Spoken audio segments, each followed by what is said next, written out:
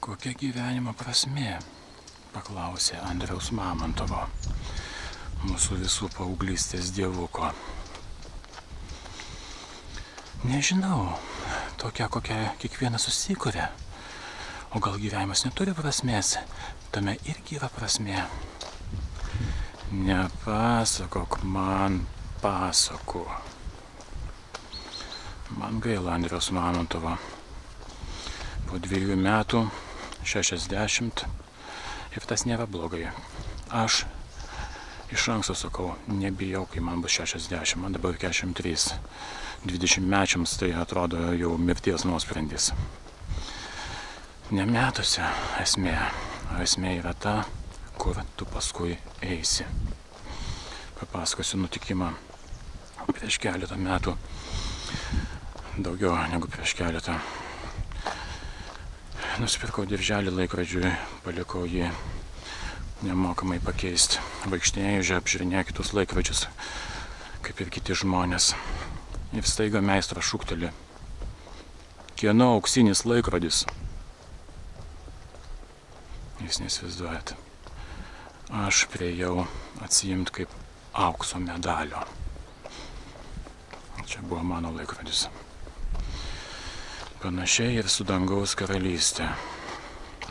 Aš jums nepamokslausiu, bet įrodymų yra pakankamai daug. Aišku, užsispyrusiam leftistui ir ateistui, nors kuolą ant galvos kapok, nieks neįrodys, nieks nepadės.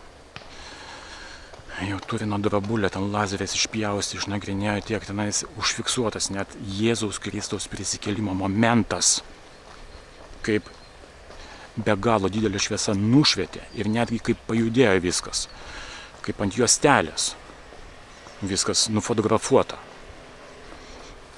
Visos žiedadulkės, viskas. Ne, čia yra klastotė. Tai suklastokit taip. Prašom. Daug yra šventųjų.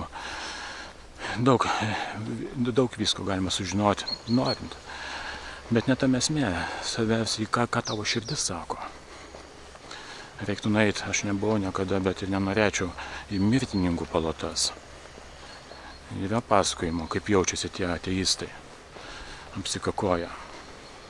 Aš tikiuosi, kad gyvenimo galo nesusviruosiu. Nes aš asmeniškai kol kas bent jau tai mirties nebijau. Aišku, aš nenoriu nusiimti nuo šito gyvenimo. Aš turiu nuostabiausią sūnų, 6 metų. Be galo didžiuojuosi. Ir čia mano pagrindinė dabar gyvenimo prasmė. Bet aišku, pati didžiausia gyvenimo prasmė savaime, aišku, yra nueiti į dangų. Nes jeigu nenueisi į dangų, nueisi į pragarą. O ten ne tik tave per visus galus ir degins, bet didžiausia kančia yra, kad tu negausi nei auksinio laikrodžio, nei pamatysi paties meilės įsikūnymą. Čia yra pati baisiausia kančia. Ir sesuo šventoji Faustina būtent šitą ir užrašė savo dienoraštį.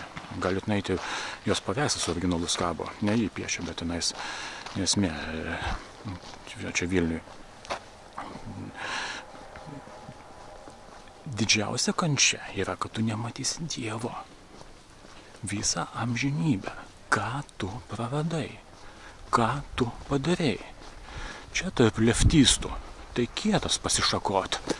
Čia gyvenimo prasmės nėra. Čia Trumpą, kuris nori taikos, į Marsą išsiųst. Čia savaime aišku ir lytį pasikeist reikėtų. Nenustepčiau, jeigu Mamontovas to Sijoną užsimaus. Ko nepadarysi dėl leftistų, kad tau tenais pasakytų, oi, koks jis progresyvus. Mamontovo muzika man patikdavo, bet kai tenais elektroninis dievas arba ten visi šitie krežnaizmai, čia yra šūdas, demono garbinimas. Ir tikrai niekam nelinkėčiau užsiminėti šitom nesąmonėm. Apskritai, netark Dievo vardo be reikalo. Vos keiksmažodžių nepasakiau, to irgi nereikėtų. Tai va, panašiai ir su Sigitu Parulskiu. Prieš 10 metų spaudoje verkė, oi, man 50, kai baisu. 10 metų praėjo, oi, man 60. Oi, nu, tai jo, gerai, kad vaikai yra. Visa jo kūryba, tai yra, geriu degtinę ir nelaižau. Va, visa jo kūryba, daugiau viskas. Ir žmonės, kai bando galvoti, kad čia kažką, oi, čia sukūriau, čia kietas, pats Mamontovas jaučia tą beprasmybę. Sako, jaučiu, kad nieko nedarau. Kiti sako, o, tai tu darai. Būtent, tai yra beprasmiška būtis, kai tu gyveni vien dėl savęs ir negalvoji apie ateitį, kas bus. Čia yra esmė.